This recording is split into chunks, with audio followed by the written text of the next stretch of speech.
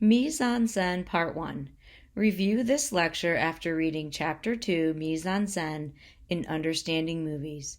Review the film grammar sheet in the Week 4 module to aid in the note-taking process. Mise en Scène Part 1. Mise en scène is defined as the arrangement of materials and subjects in front of the camera. This is a term that originally came from theater.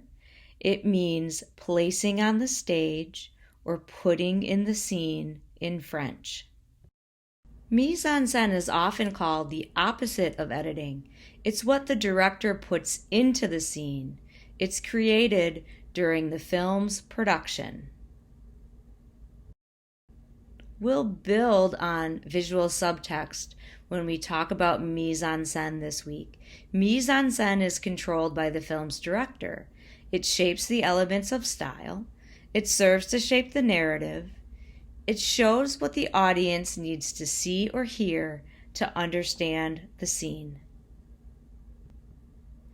Elements of mise en scène include set design, costumes, blocking of the actors' performance, lighting, and photographic composition. When we think of composition, this would include the shot size or selection, the camera movement, and the angle of the camera. Each shot choice a director makes results in a mise en scène that creates a unique effect. The film's frame is the building block of mise en scène. Directors compose the image to fit the frame. The composition is restricted by the aspect ratio of the film. Aspect ratio is the height and width of the image. Last lecture we learned about different formats of film: IMAX, 35mm, 16mm, Super 8, and digital. Each film format comes with a distinct size or aspect ratio. Here are some aspect ratio examples. In the beginning, film was square or standard format. And then through time, film became much wider, and we have these examples of widescreen format here. We talked a little bit about depth of field last week, but I want to give you a more in-depth definition. Depth of field. Let's begin by breaking the frame up in depth. The frame is divided into 3 planes: the foreground, middle ground, and background. Depth of field is defined as the distance from the near, that would be the foreground, to the farthest, that would be through the middle and to the background, that objects are in focus. The next slide contains 2 identical images with different depths of field. Let's spend some time comparing the images. A simple shift in depth of field from deep to shallow can change the information that's communicated to the viewer. On the left, we have a deep depth of field, and on the right, we have a shallow depth of field. How does the visual information change from the deep to shallow depth of field?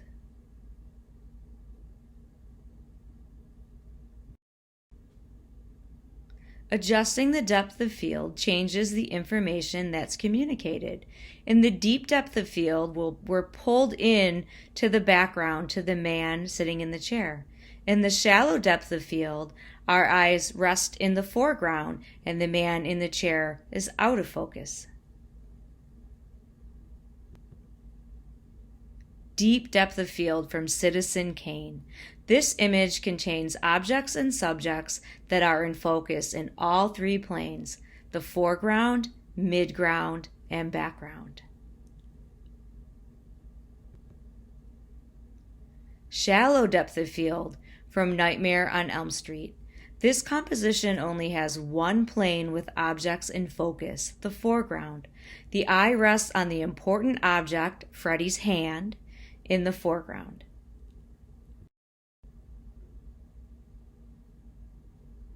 Foreground from the color purple, where important subjects or objects are often placed. Middle ground, where actors are often placed, from the town.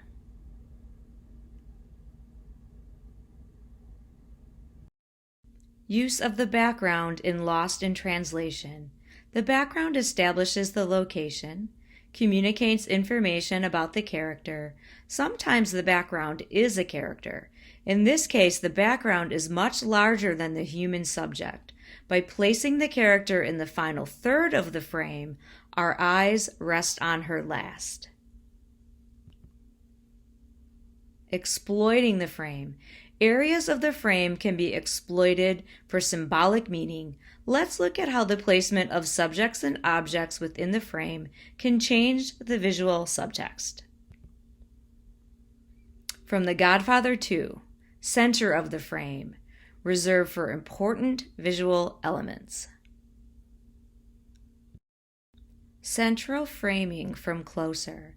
Placing objects or subjects in the center of the frame is a comfortable place. Exploiting the top of the frame from IP Man creates a sense of power, authority, and control. Exploiting the bottom of the frame in Reservoir Dogs creates a sense of vulnerability and powerlessness. Edges of the frame can be used to create a sense of tension, and in this very noir composition with the Venetian blinds and the darkness, it can suggest fearfulness or the unknown. Composition and design. The eye can detect 7 or 8 major elements of composition simultaneously. The mise en scène guides the eye through the composition. The dominant is the area that immediately attracts attention. To determine who or what is the dominant, consider where your eye goes first and why. Here's the criteria. Consider the depth of field, who or what is in focus in the foreground, middle ground, and background. Are the top, bottom, center, or edges of the frame being exploited?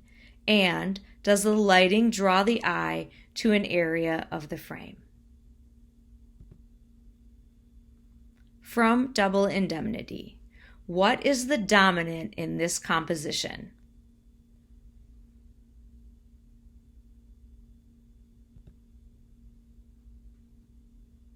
The man is the dominant because he's in the foreground, he's in focus, he's in the center of the frame, he occupies the top of the frame, and he's lit in a way that attracts the eye.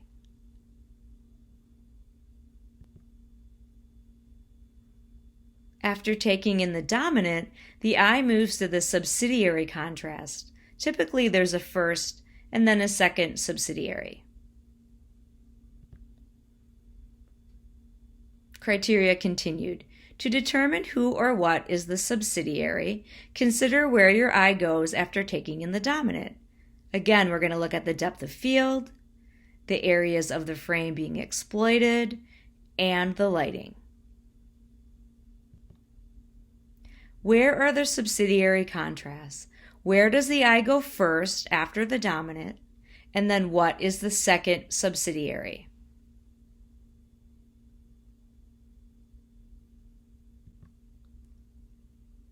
The woman is the first subsidiary because she's in the middle ground, she's in focus, she's on the edge in the first third of the frame, and she's lit in a way that draws the eye.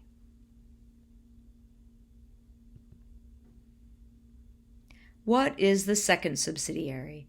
After taking in the dominant and the first subsidiary, the eye moves to the second subsidiary in the background. The area is out of focus, not well lit, and communicates a minimal amount of information. Design lines. An important part of mise-en-scène is the organization of the two-dimensional space. Objects and subjects are arranged to create lines that draw the eyes to certain areas of the frame. Vertical design lines from The Shining.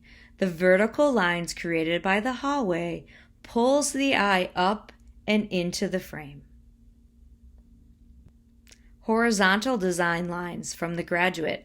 The horizontal design line created by the man's head and the objects in the aquarium creates the effect that the subject is submerged. Diagonal design lines from The Big Combo. A diagonal line is created by the woman in the foreground and the man in the middle ground. It draws the eye into the frame. Balance or instability is established through the number of subjects and objects in the composition. Even numbers can create a stable and balanced image. Notice the symmetry created by having one side of the composition mirror the others from the Royal Tenenbaums.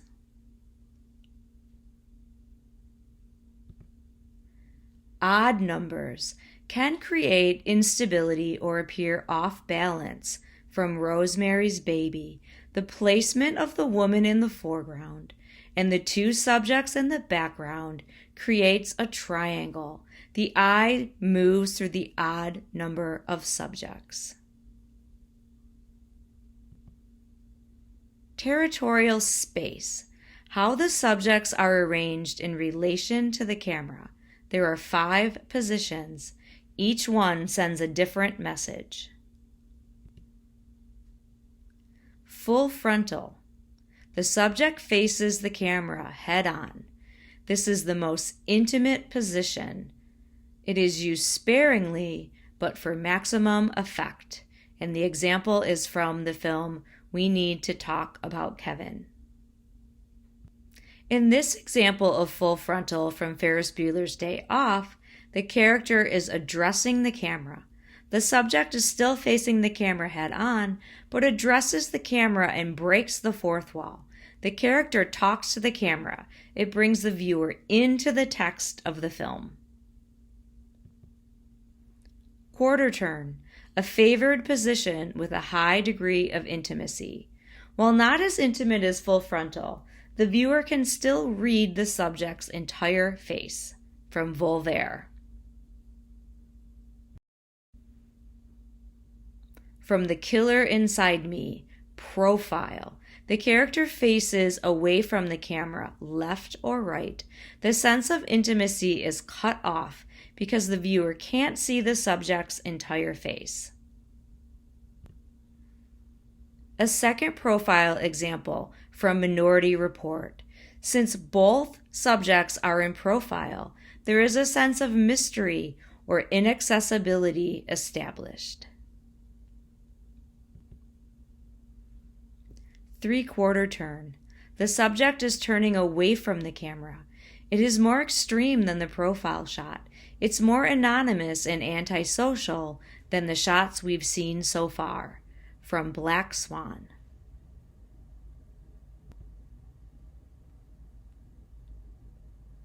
Back to the camera from Madadayo. Having the subjects face away from the camera creates a sense of alienation and mystery.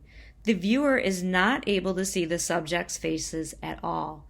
It establishes the least amount of intimacy. Proxemic patterns, the relationship of organisms within a given space.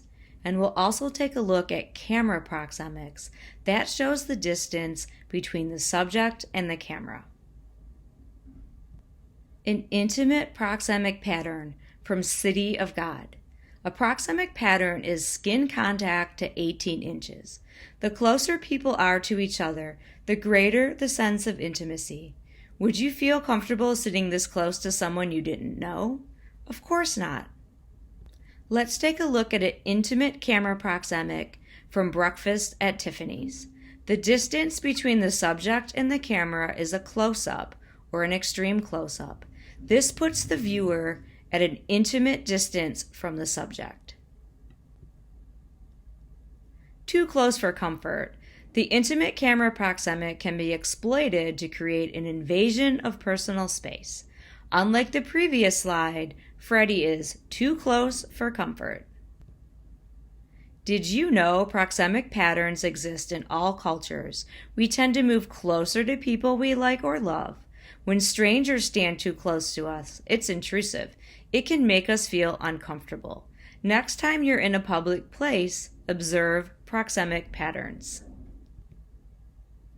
Personal proxemic pattern, 18 inches to 4 feet, reserved for friends and family, can communicate a sense of closeness and camaraderie between subjects. The personal camera proxemic resembles a medium shot or a medium close-up. This still from the Duchess is a good example of a personal proxemic pattern and a personal camera proxemic.